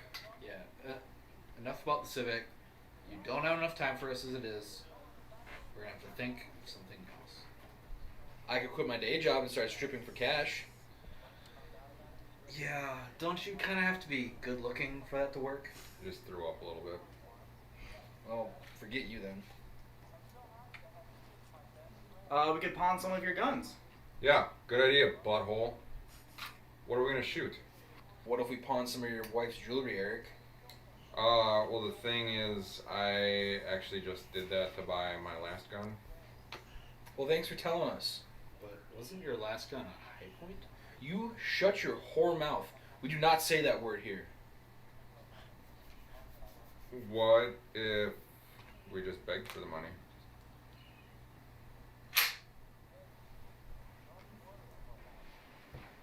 That could work. With the answer now obvious, I figured that before we'd ask our faithful and supportive and genuinely good-looking fans to donate some of their hard-earned kopecks, we would give you all an unprecedented look at what it's like to work at the Tundra Tactical Media Studios. We hope that this provides all the information you're ever going to need to understand your investment in this crew is sound. So without any further delay, let's meet the team. I decided I was a gun expert a few years ago. I've shot a lot of guns in the military, so yeah, you could say I know what I'm doing.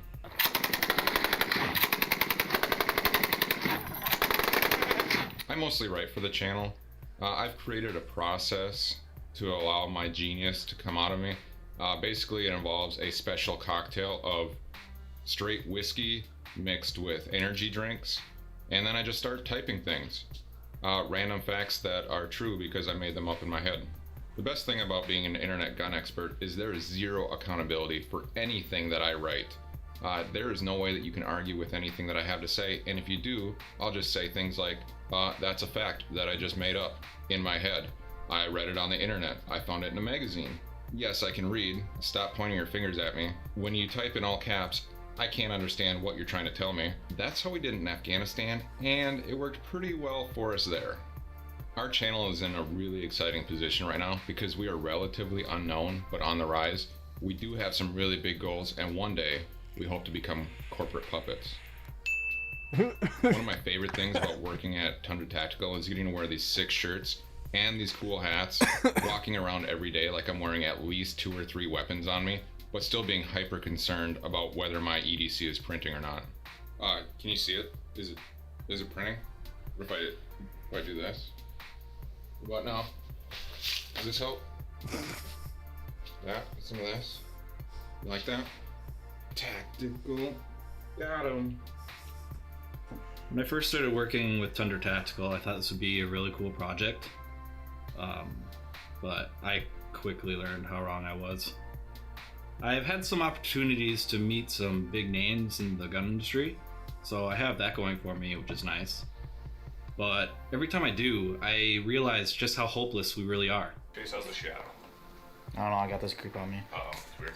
I think I'm pretty much the only thing holding everything together at this point. I used to handle the camera work, but we had to hire another camera guy because all my attention goes towards applying my paramedic training so nobody dies on set. Bryce, go! Get the fuck up, do your job, man! Go, go, go, go, go, go, go, go!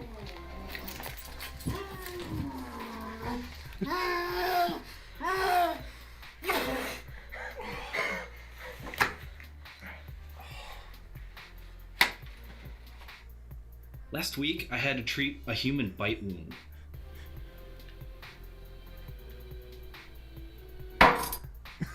Nobody would tell me how it happened. Unfortunately, all of our budget goes to those f***ing t-shirts, so my medkit basically consists of scotch tape, some toilet paper, and maybe some expired ibuprofen.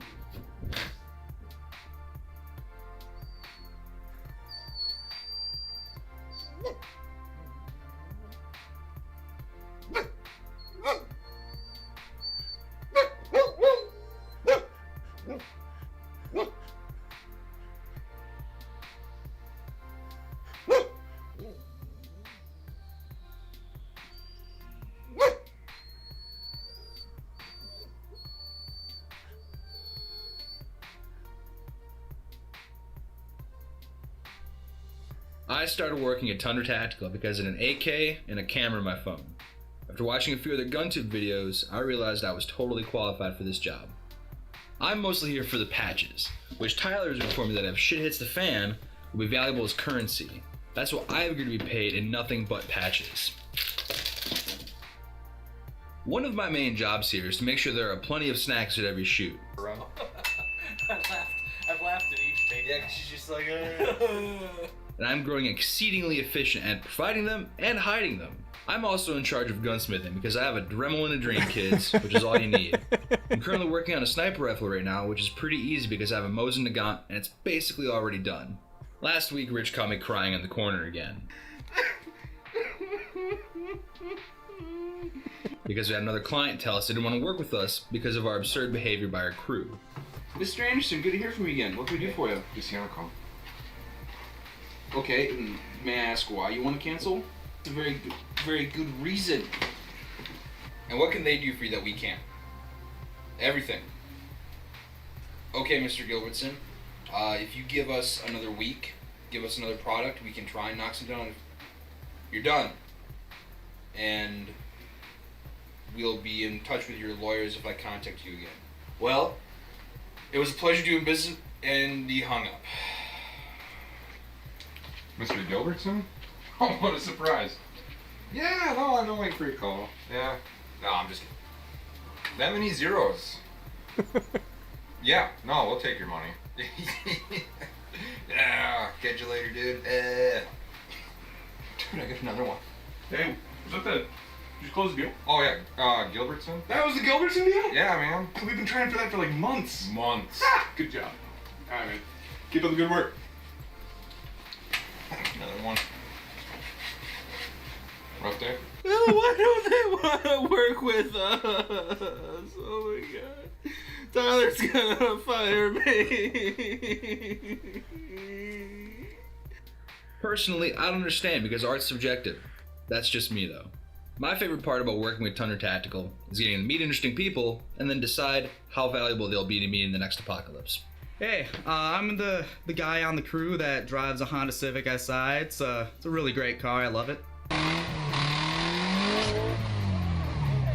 I'm thinking about slamming it to the ground and slapping on an exhaust so it sounds like an AK when it backfires. I don't fit in much more here around for that. Bryce did let me shoot one of his guns once, which was pretty cool. Working at Tundra is great. They let me hang around. They kind of tell me what to do. I don't do it very well, so they yell at me a lot. But it's pretty cool. My favorite thing about Tundra is that, yeah, I drive a Honda Civic. Hey guys, Tyler here. I'm the leader of this crew, and I decided to start this project when I saw Matt Best on YouTube. He was able to blend the gun culture with some awesome humor to create some really well-produced content that just made me laugh until my sides hurt. I'm pretty sure we're going to be best friends someday because I met him at SHOT Show, and personally I feel like we hit it off pretty well.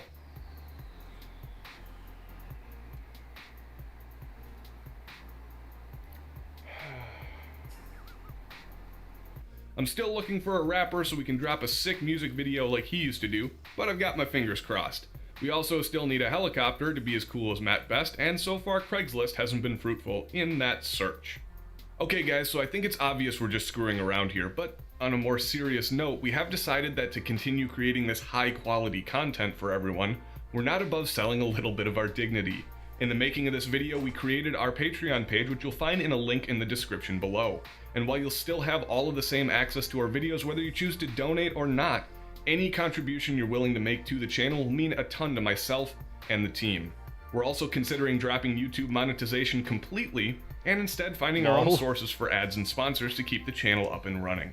Yeah, that worked out real well. So that wraps everything up, guys. If you dislike this video, then you know what to do. But if you like the video...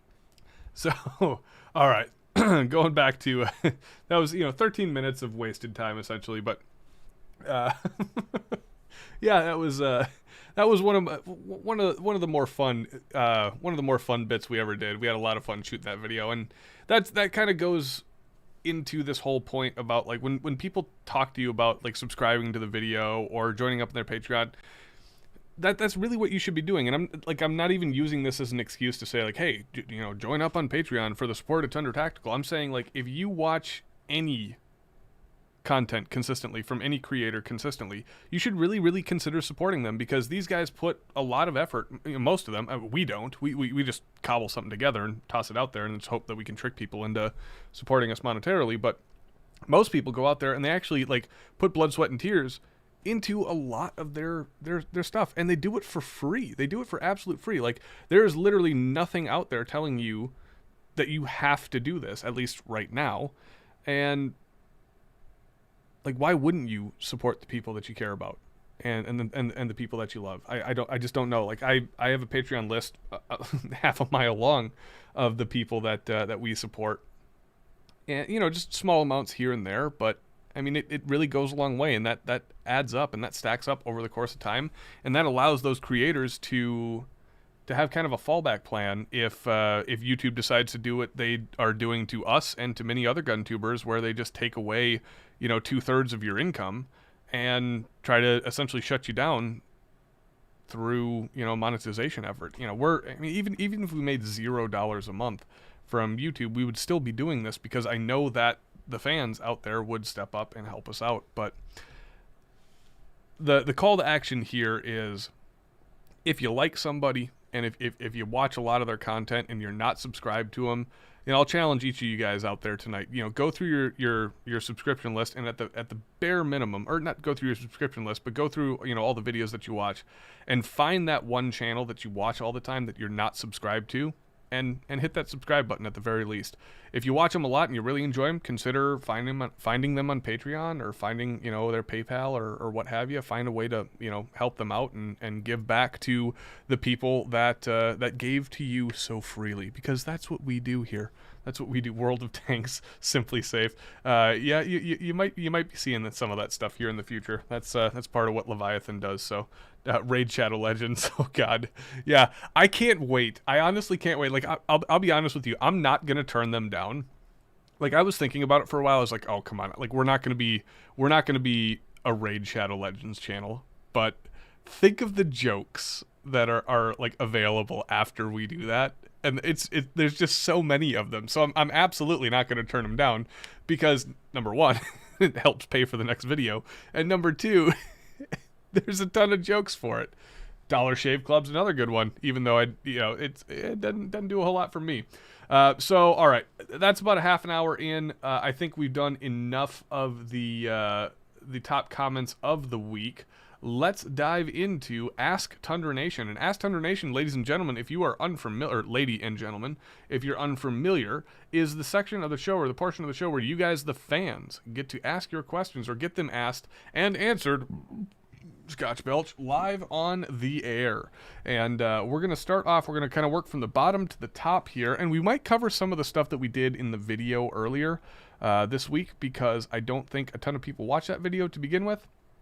So we might have a little bit of overlap, but if you guys do want to be a part of the Ask Tundra Nation segment, you do have to join the Discord. A link is in the description below, so that you can join up to make it nice and convenient and easy, because that's what we're here about, that's what we're here for at Tundra Tactical. That's what we're about here at Tundra Tactical, is making things easy. We're easy guys. Oh wait, that came out wrong. Ranger's DMing me. Why is Ranger DMing me during my stream? Yeah, you can, Ranger. That'd be awesome. All right, let's dive into it and go with Noob Crastinator. Noob Crastinator's first on the list today. He says, what happens if you have to time yourself out during a solo stream as well? Do we just start lovingly strike awkwardly, staring into each other's eyes, and drink? We can do that. I'll tell you what.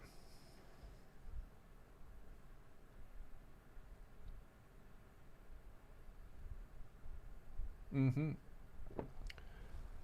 You saved that picture for later. All right. Let's see. Mario Mechanic Molina says, surprise, motherfucker. I have another question. Are you paying someone to move your stuff to Nevada, or are you packing it up yourself and loading a big-ass truck? I will tell you this, man. I have moved so many damn times in my life.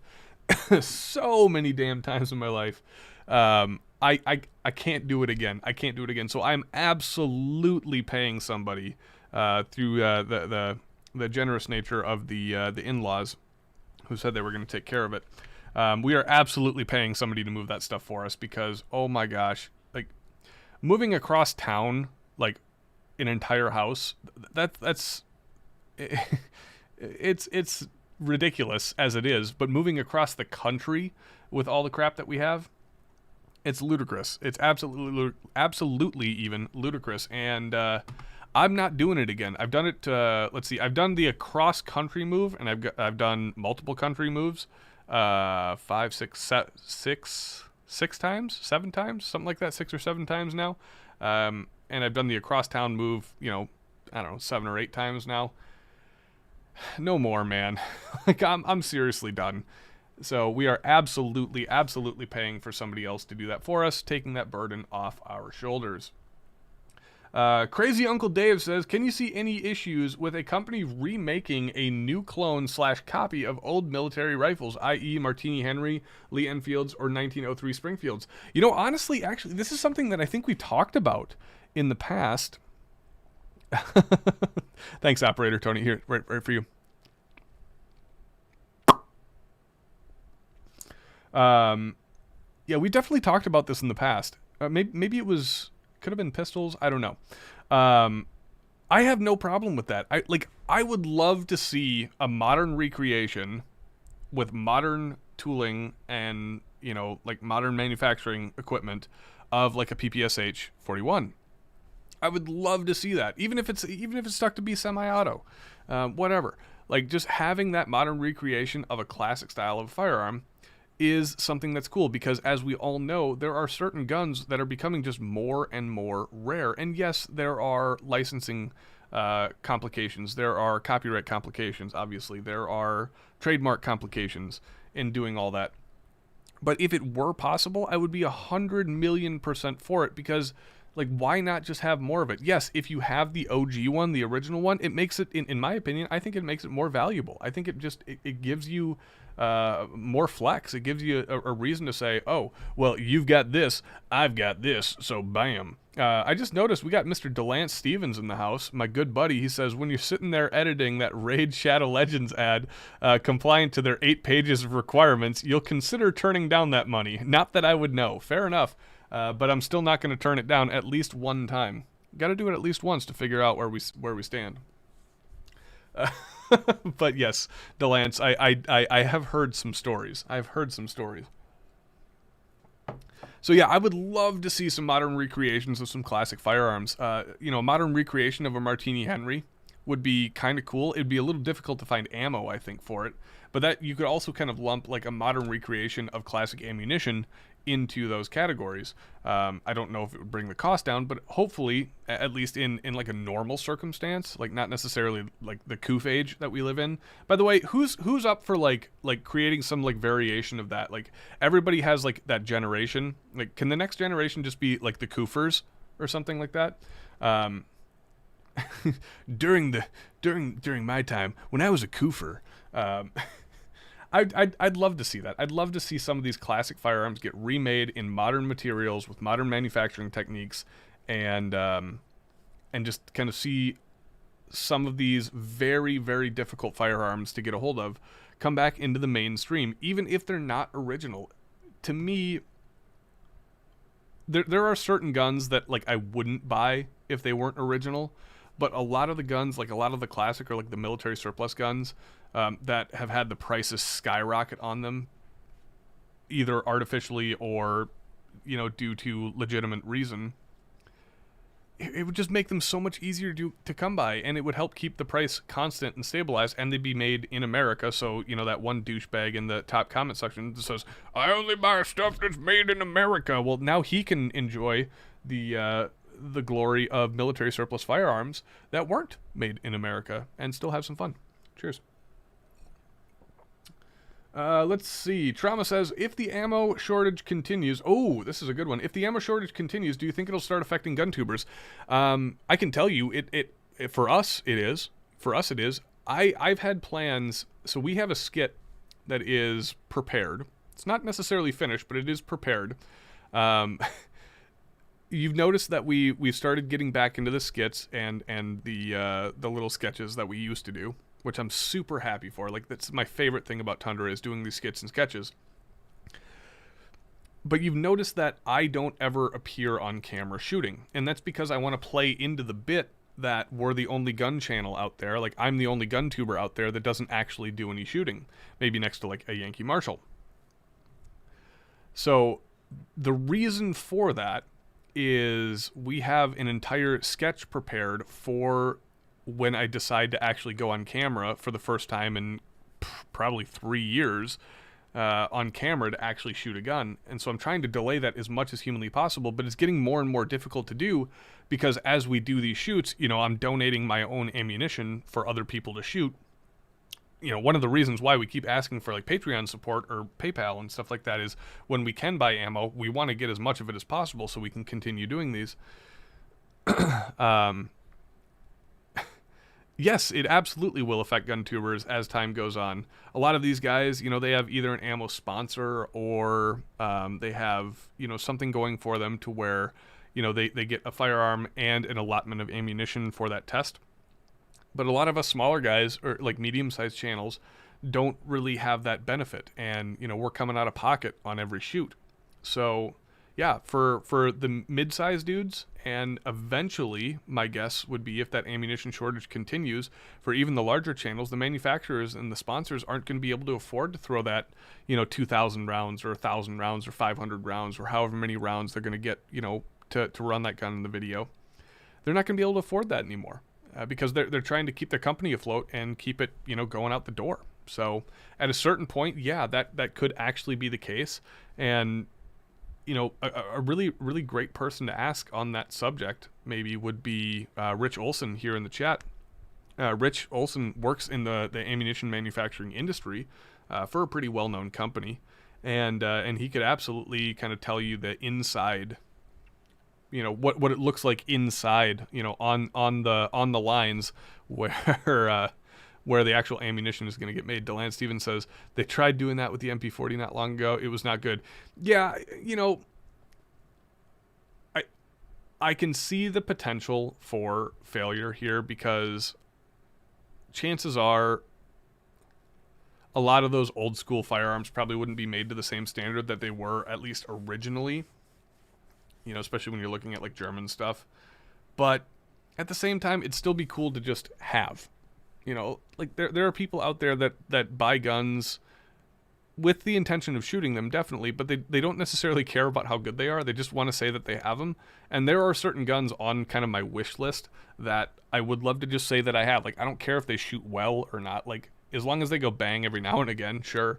But there are just certain guns that I just like to have up on the wall, even if they're replicas, just saying like, yeah, I have one. It's a replica, but I've got one. I was able to pick it up because I like looking at it. It's the same reason people buy non-original art, like reprints of, this painter or that painter. It's just that, they want to be able to appreciate the beauty of the firearm. All right, next question. Next question comes from Empty Headed Gamer, and he says, if you had to own a high-point pistol, what design would you get on the grip? If I had to own a high-point pistol, I'd go full meme and go like with every Punisher skull I could absolutely fit on that gun. Not just the grip, but like on the grip, on the slide. I'd get laser etchings and engravings. Oh, interesting. Rich, I was actually going to talk to you about that. Yeah, that sucks. Back ordered over a year for ammunition. Damn. Tiberius wants to know, at Tundra Nation, how's your personal ammo stash holding up? Not bad, but not great.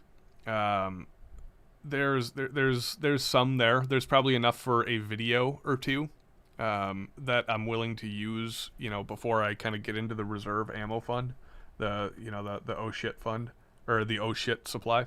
But back to the question. Yeah, I would get every Punisher skull that could possibly fit on that gun, even put on there, laser engraved on the grip, on the slide, on the barrel, like every possible place that you could see exposed metal and exposed plastic, there would be a Punisher skull on it, because you own a high point usually for a meme, so why not get an entire meme scheme? It's a fun word to say, or a fun pair of words to say. Let's see. Crank Sinatra. One of my new favorite names on Discord. Crank Sinatra says black metal or death metal. I'm absolutely going with death metal. I'm not a humongous fan of black metal. A little too dark for my taste. I'm a happy guy. So I choose death. Death metal, even. Black metal ain't bad, though. Just like death metal a little bit more. Cypher wants to know, if you were... Oh, God. This is kind of a tough one. If you were designing a firearm specifically proposed to anger and confuse the gun community, what would it be? All right, so if we look at things that anger and confuse the gun community, I mean, there's a lot of things, right?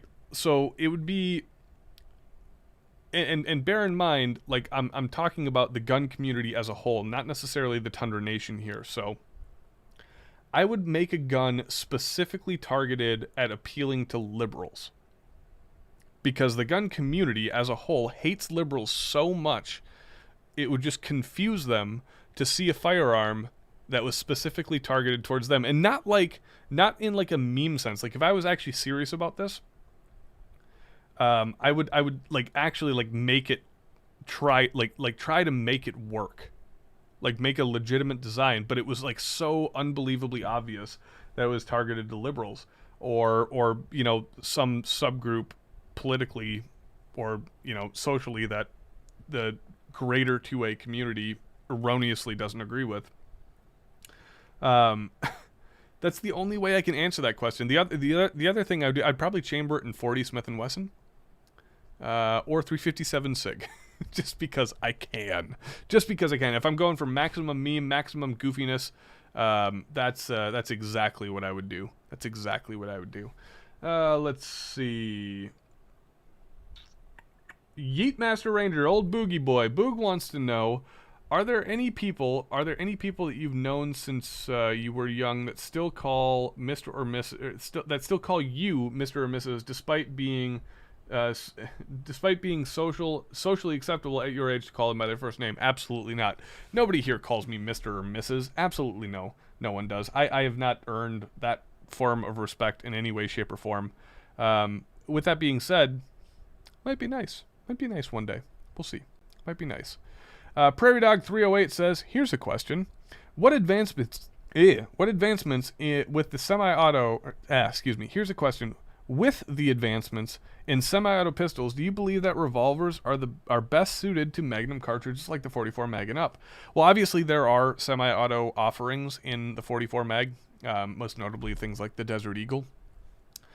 But, I think, are they best suited? I don't know. I'm not a very, mechanically inclined person, really. I know, that might be a surprise to you guys. These hands are pristine. I would say that's probably their niche. That's where they've kind of, that's the revolver community has kind of carved out that Magnum caliber for themselves.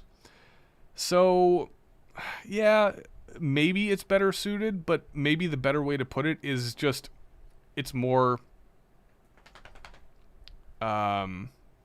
expected, I guess. Expected that their revolvers are chambered in Magnum calibers. Because, I mean, let's be honest, like 38 Special, that's not really doing anything for anybody. I mean, there are a few situations where it's acceptable to carry a 38 Special or like a plus P 38 Special. But most of the reason why you get a revolver is for that Magnum caliber. If you're a serious shooter, if you're that new lady getting conned into getting conned into her first handgun, yeah, you're gonna buy that J frame in 357 Magnum or 38 Special from the stupid asshole at the gun counter. What do you got, baby? You read the last question wrong. Uh-oh. Not that anyone would call you Mr. and Mr. or Mr. and Mrs. Is if you call like a teacher or okay, hold on. Let me reread that. Chat, so are there any people that you've known since you were young that you still call Mr. or Mrs.? Mm-hmm. Actually, yes, there are quite a few people. So to thank you, love. That's why I'm here. That is why you're here. Yes, and I love you. You're welcome, Tony. Yeah, so there actually are quite a few people. Being a military guy, sirs, ma'ams, Mr. and Mrs. are just part of my vocabulary, whether people like them or not. And for the people that have kind of earned my respect, that's just my way of kind of giving them a little bit of an honorific, I suppose. So, all right. I think that this is going to be the last question of the evening. I'm going to end the stream a little bit early tonight, just because I'm a fat kid and I forgot to order pizza, and I got to try to see. Actually, should I order pizza live on the air? I think I'm going to do that. I'm going to do that right now. I'm going to see if they're even open. If I can get pizza ordered live on the air here, I'm going to keep the stream going till 11. If I can't, then I am going to not keep the stream going, because I need my Friday night pizza. It's technically not even pizza. I'm ordering a meatball sub, 2 meatball subs to be specific here. Bummer. I can't do it. Damn, they're currently closed. Huge bummer. Who out there loves meatball subs? Submarine sandwiches are outstanding. Number 1. Saturday night, thank you. Who out there loves meatball submarine sandwiches? Number 1. And number 2, if you're from Minnesota, who out there loves Devani's meatball submarine sandwiches? Because they are fantastic. Carnage, you're dead to me. Okay, Big Fun, get out of here. Okay, absolutely get out of here. Operator Tony says, who's your go-to for the subs? Devani's, of course. Technically, they're hoagies because they're hot sandwiches. Julian says, hell yeah. Dickie B says, meatball subs with olives and red onion. Ooh, not bad, sir. Not bad. I normally go olives and green olives and pepperoni. Trauma saying meatball sub with pineapple. You guys are you and who the fuck else said it? You and whoever else said pineapple. You guys are heathens. You guys are heathens.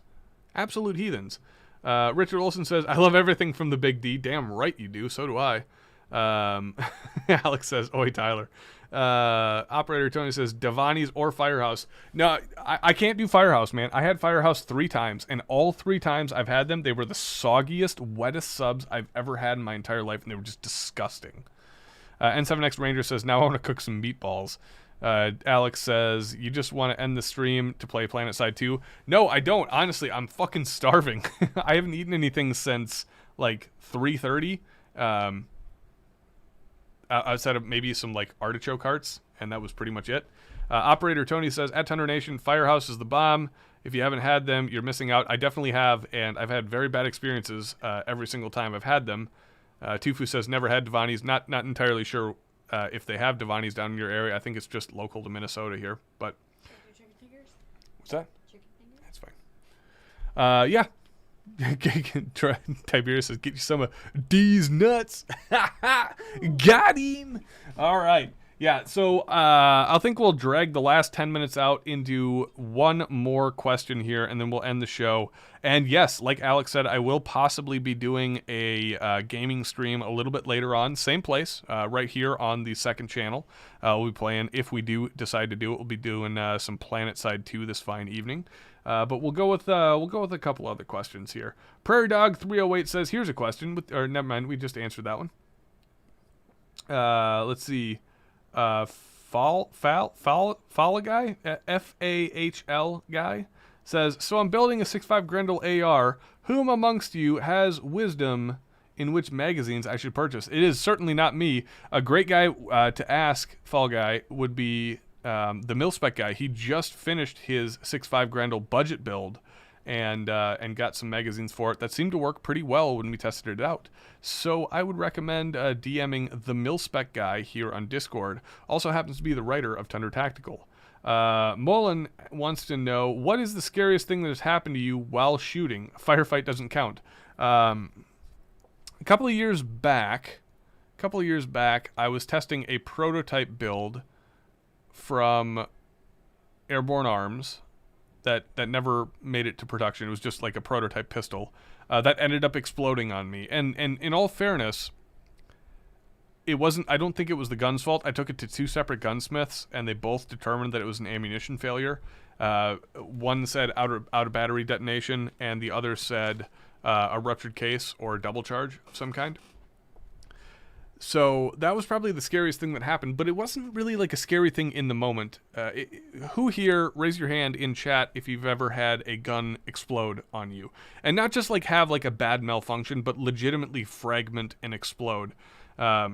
We were shooting a video, we were shooting a promo even for a company that we work closely with.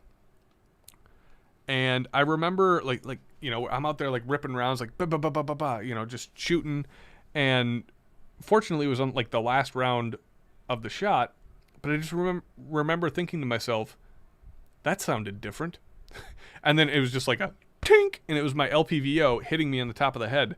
What ended up happening is it sheared the top rail off. It was like somebody took a hacksaw or like a bandsaw on a 90 degree and cut it perfectly. It was a perfect flat cut, sheared the top rail off, shot the optic up about 20 feet in the air, 20, 30 feet in the air. It came down, it smacked me on my head, cut my head open, and I had like fragmentation metal like cut up on my cheeks from where the receiver essentially detonated and turned into a fucking grenade. But it didn't hit me. Pun intended, I guess. It didn't hit me until like 10 seconds after everything happened. Like I got smacked on the head, and I was like, what? Like something didn't sound right there. Like if you shot an AR-15, you know that the gun sounds different on the last shot of the magazine when the bolt when the bolt holds open. It sounds different and it feels different. It was kind of that same feeling, but just more. Excuse me, I'm starting to lose my voice. It was that same feeling, but more. It was just like, that was not right. And then there was like this tink off my forehead, which was the optic hitting me in the head, and then me like starting to feel blood on my face, which is why you always wear hearing protection and eye protection on the range. That was like it. I got back to the house. I took the gun apart, separated all the pieces that I could separate because a lot of it was like fused together. And that's kind of when it hit me. I was like, holy shit. Like that was actually like that was the literal definition of a catastrophic malfunction. And yeah, it wasn't immediate at the time, but like in retrospect, that was probably the scariest moment I ever had shooting. Big Fun says, at Tundra Nation, if you weren't ready to be done, what's the last round of the shoot? That was the last round of the shoot. Lol. Yeah, okay. Fair enough, buddy. We'll go with one more question here, and then we'll end the night. Let's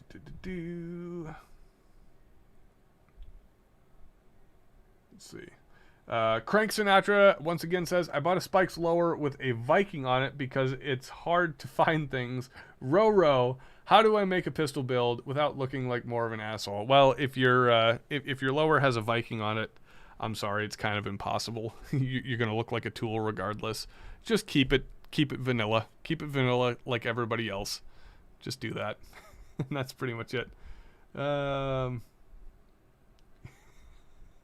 Okay, I get it now. Turd Boy. Yes, you do have to spell it out for me. I've got a lot to manage when the chat's going. There's other things happening in the background. Guys, I think that's where we're going to close it out for tonight. I'm going to go get some dinner, possibly go play some video games live on the air with you guys here in a little bit. Thanks for joining and tuning in to the 7th episode of the Tundra Nation. Delance, you are a champion amongst men, and have a wonderful evening, as well as the rest of the Tundra Nation. Megan wishes you guys all a happy, productive, and wonderful weekend. We've got Ellie's baptism tomorrow, so I can't get too drunk and too hungover, so I'm trying to keep things relatively level and safe. We love you guys, and we'll see you all next week when we still don't know what the fuck we're doing.